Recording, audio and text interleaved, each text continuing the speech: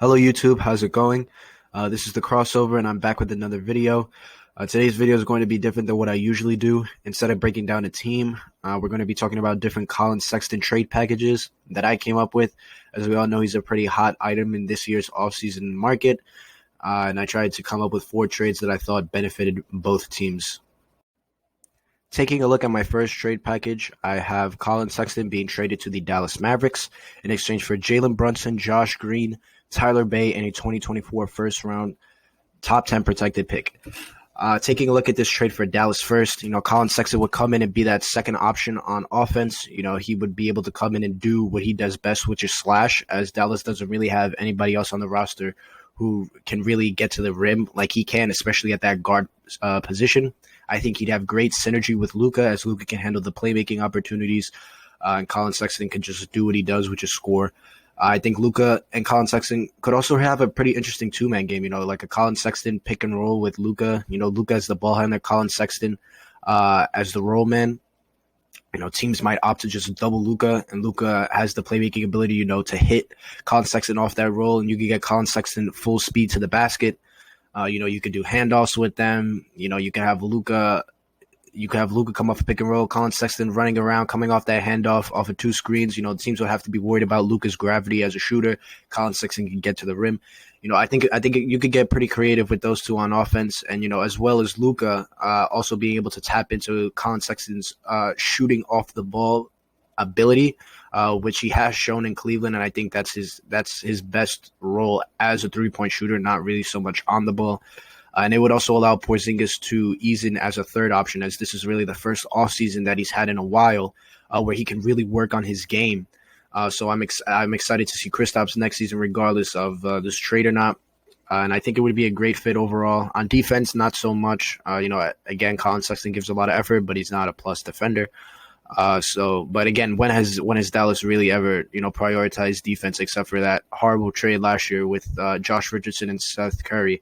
And, given how that trade worked out, I would assume that they're just going to continue to focus all in on offense. Moving on to the Cleveland side, they'd be obtaining Jalen Brunson, who's one of the best bench guards in the NBA. A lefty, crafty, has a great floater, great at using pick and rolls, manipulating defenders. Not much of a 3-point shooter. Really shot only 2 or 3 attempts per game last year but he made them at a 40% clip, so he was efficient with the threes that he was taking.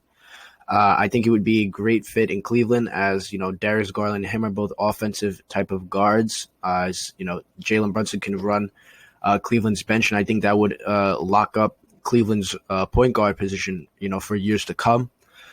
They would also get Josh Green, who I liked a lot last year coming out of Arizona. Was a former McDonald's All-American. 6'6" athlete, very physical, who showed playmaking and shooting potential. I thought he was going to come in and be a plus defender from day one. It seemed like Rick Carlisle just didn't think he was ready to contribute at, that level. I was pretty surprised that he didn't really play all that much. I assumed that even if he did struggle, I thought Dallas would have just pushed through it because, again, they drafted him pretty high in the draft, and I thought that, they just would have pushed through and played him. And it was kind of weird to see how they handled all their rookies, and Tyrell Terry included, as well as the next player, Tyler Bay, who I thought would be, a 6'7", 3-and-D role player, maybe from day one. But that just wasn't the case. I think both players would come in and, add wing prospects to Cleveland, which is a position that they sorely need more depth in. So even though Dallas doesn't really see much value in them, I think Cleveland definitely would. And I think it's a great pack. I think it's a decent package, not anything great or, even like really good for Collin Sexton. As Collin Sexton, although he, many people view him as, a stat pattern, he still is, he averaged 24 points per game at 22 years old. So, I threw in a 2024 first-round pick. It's top 10 protected just in case anything happens with Dallas, as they have been pretty shaky so far in the Luka era. I added that top 10 protection on it just in case anything happens. But again, they can't include their 2022 first-round pick because of the Stepien rule, and that their 2023 first-round pick is owed to the Knicks.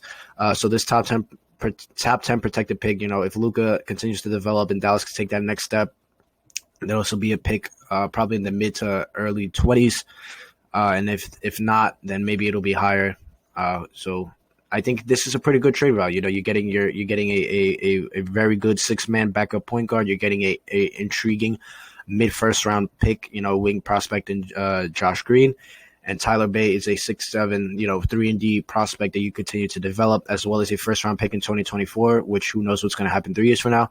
I think it's a pretty solid trade package for Cleveland, and I think they should definitely take it if Dallas does come to them with this trade package. Taking a look at my second trade, I have Collin Sexton being traded to the Sixers in exchange for Tyrese Maxey, Shake Milton, Philly's 28th pick in this year's draft, their 50th pick in this year's draft, as well as their 2023 first-round pick unprotected. We could take a look at Cleveland's side of this first. Tyrese Maxey was a rookie this past season. I think he was much better as a defensive player than an offensive player. I think he showed a lot more discipline. Still had his rookie errors, but I think he was a positive impact player defensively, in my opinion, even though the metrics have him as a slight negative.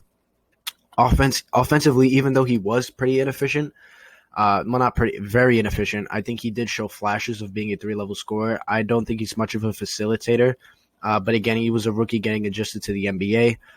So it's going to be pretty interesting to see how Tyrese Maxey's career does turn out. But again, I think the most likely outcome of his career is that he'll probably end up being like a pretty good, third guard on a contending team. I think that's his role on a championship team, and I think that's what he's going to turn out to be, which is pretty solid. Again, you get that third, you get a valuable bench guard prospect moving forward for Cleveland. You could see what he turns out to for the Cavs.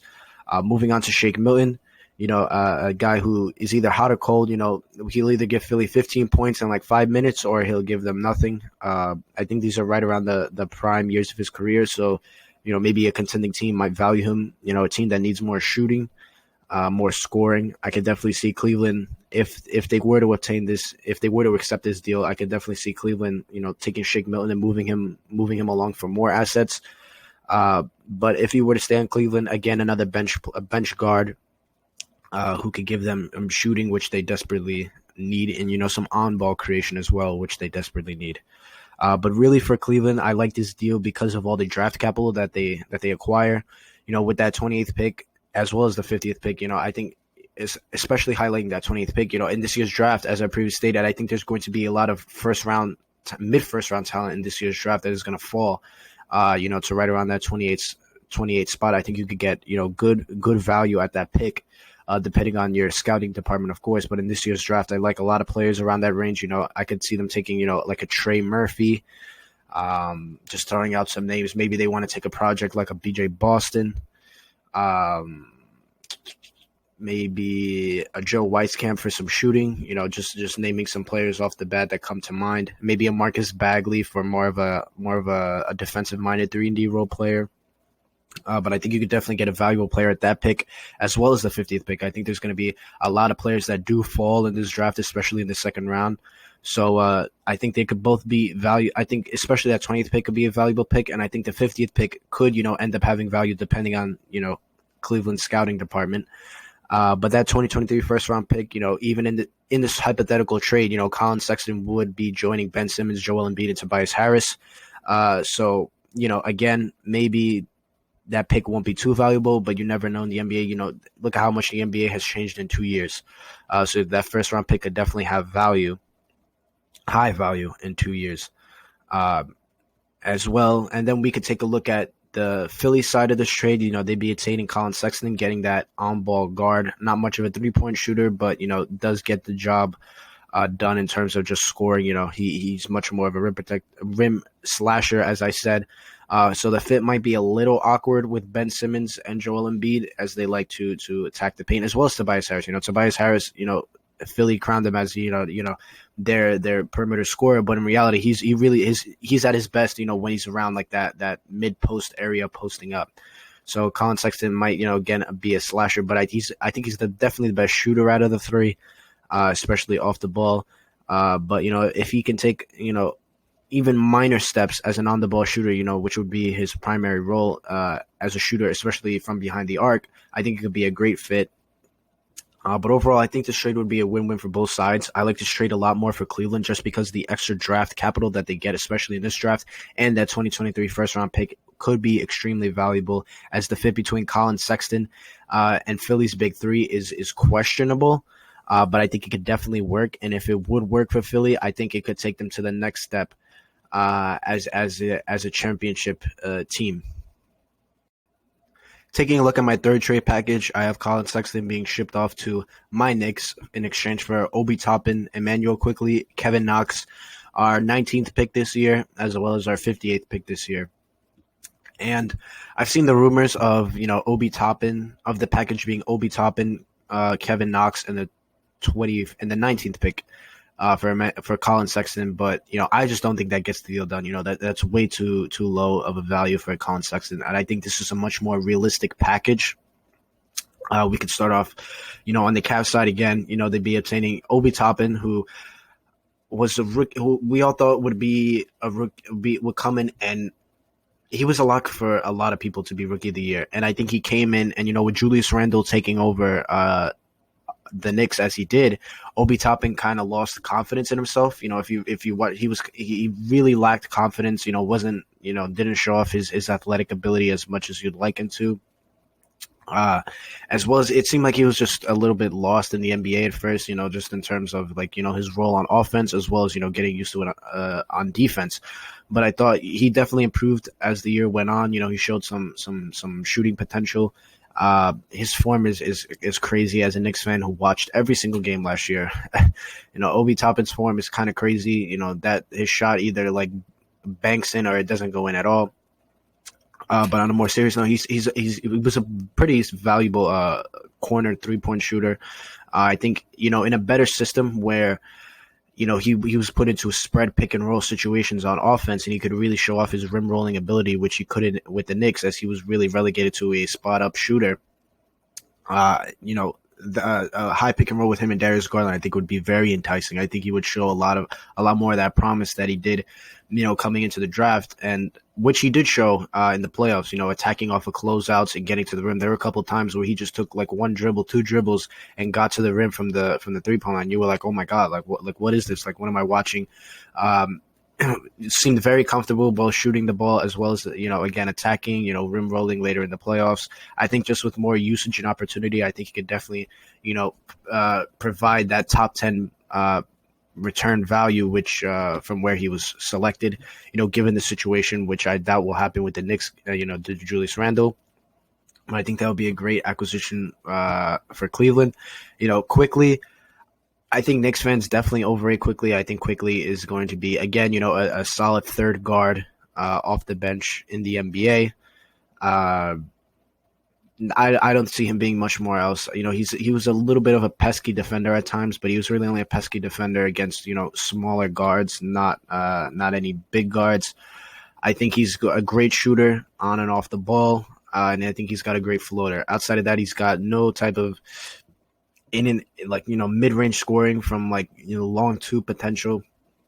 Not much at attacking. He doesn't have much capabilities of attacking the rim. It's really either a floater or a 3-pointer, and that really limits your ceiling, especially at that size that he is, not much of a playmaker. So again, I see him being, he's a spark plug scorer off the bench, who again would come into Cleveland as previously stated with the other two trades, and they would get a third guard off the bench which they could continue to develop. Again, it was his rookie year, so you could see him develop, but the fact that he only took floaters and 3-pointers, that and wasn't much of a playmaker at that a smaller frame for a guard, does limit his ceiling a lot, especially not being a super high impact defender. So I think he was really necessary in this trade. I don't see people, the rationale of Knicks fans being like, oh well, Obi Toppin and Knox is enough. Quickly, he's off limits in the Collin Sexton. Collin Sexton, we would be hoping that Quickly would be as good as Collin Sexton is right now, and I really don't think that's going to happen. So you'd be losing. Quickly would hurt to give up, but again, I think you're not losing too much when you're giving up Quickly. It would hurt more just because of how fun he was this year as opposed to his on-court abilities. And then Collin Sexton, really not even an NBA player anymore at this point, is really one of the biggest busts. Not going to talk about him too much just because I don't want to get upset. But throw him in this deal. Maybe he could turn his career around or something. Hopefully, at the very least, Cleveland would be obtaining, a 6'9" prospect which they could look at, maybe see if they can salvage anything left in Kevin Knox in terms of basketball. Maybe they could add him. Maybe they could add Kevin Knox to their esports team. That's probably that's probably the best use of Kevin Knox at this point. But again, Obi Toppin had a sus rookie year. Quickly, again, I think he's definitely overrated by Knicks fans. Knox is better served as an esports player. So that's not a great package. But again, this 19th pick is what I really think gets the deal done. The Knicks have 2 first-round picks this year, 19 and 21.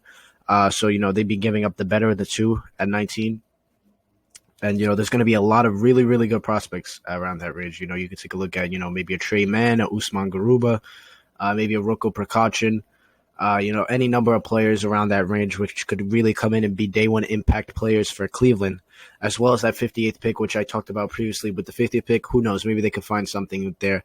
But really, I think the sellers of this deal would be Obi Toppin, quickly come and be that third guard, as well as the 19th pick. And then on the Knicks side of the deal, they'd be obtaining Collin Sexton. They have their de facto point guard.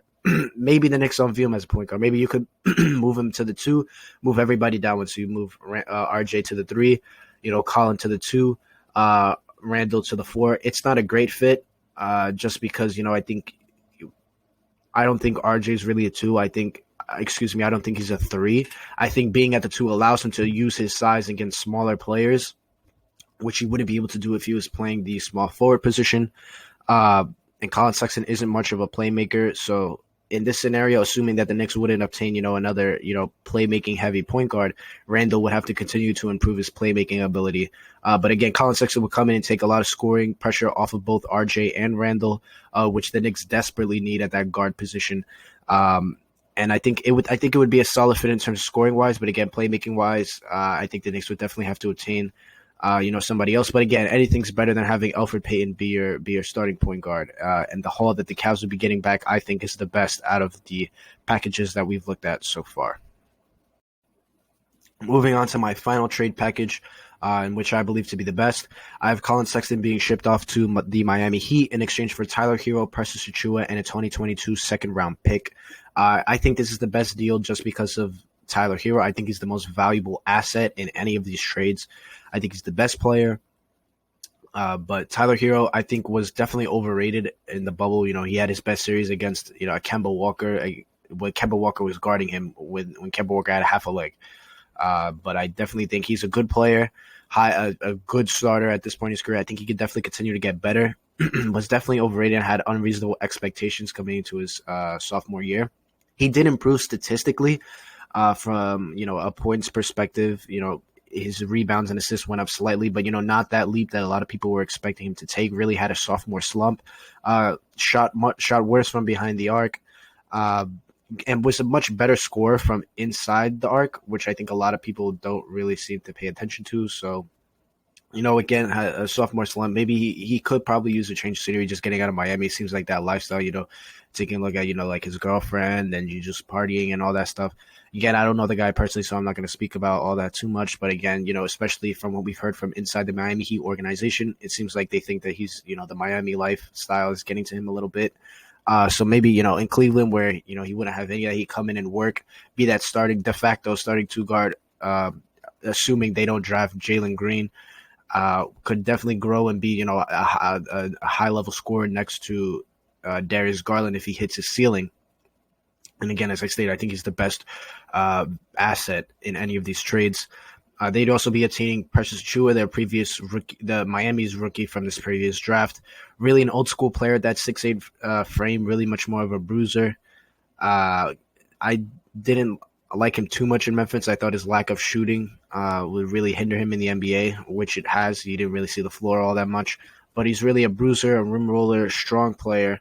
I think he's a good, not great defender. I think he lacks a little bit of foot speed to be, a great defender in the NBA. To put it into comparison to players like him, I think Isaiah Stewart is like a better version of Precious Achiuwa, around the same size, but a much more of a rim roller, much more of a traditional big man. And I think Usman Garuba in this year's draft is going to come in and be a better version than Precious Achua. But I think Precious Achua can definitely continue to develop, especially that outside shot. With Cleveland, I think they could definitely, take him in. He could be a power forward prospect for them moving forward as he continues to develop in his career. And looking at Miami in there, and then we could take a look at the Miami side of this deal. Jimmy Butler's not getting any older. Bam's ready to compete now. You got guys like Goran Dragic, so on and so forth. So, obtaining Collin Sexton would really give them that high-powered, score at that guard spot, similar to, Dallas and, with New York. He would just come in and get buckets. That's all he'd have to do, as Jimmy Butler really handles like the facilitating duties for Miami. I don't think it's a great fit. Again, I think his best fit is probably with Dallas, but, I think it's a shaky fit. As well as, you take a look at like Philly, just because of the lack of, Collin Sexton's ability to shoot from behind the arc, which I made sure to state at the beginning, is just because of how unique of a skill set he has. It's hard to find like great fits. Whereas like, you could see the fit working for like Miami and Philly on paper. But, his lack of shooting, being a great on ball shooter from behind the arc, it makes those fits a little bit awkward. But again, you just look at it on paper, a scoring guard who could come in and get buckets for this Miami team, which sorely needs that at the guard spot, as, Jimmy Butler and Bam and, the other veterans on the team are looking to continue to contend. But again, for the Cleveland side, they'd be getting, a great starter and Tyler Hero, who's really young and could continue to develop, being away from that partying lifestyle. Precious Achua, a 6'8" forward who didn't really show much in his rookie year, but I think he continued to develop as long as, if his shot can get better, I think he could really turn around his career this upcoming year. And they also get a 2022 second round pick, which is just extra incentive in the deal. I think this side would definitely benefit both sides greatly, even if the fit is a little awkward in Miami. I think, again, he would still give them like that de facto, first option guard alongside Jimmy Butler, as well as Bam Adebayo, and then Cleveland would be getting the best player in any of these trades in Tyler Hero. Another prospect to continue to develop in Precious Achua, and a second round pick just to get the deal done. Thank you so much for watching, guys. This is the end of the video. If you liked it, please subscribe if you aren't already. Leave a comment. Let me know which one of these trade packages you guys think is the best. Let me know what you guys like about the trades, what you don't like about the trades, so on and so forth in the comments. Let's have a discussion about it. Again, like the video if you haven't already, subscribe if you haven't already, and please share it with a friend. Thank you so much for the support, guys, and I'll see you on the next video. Thank you.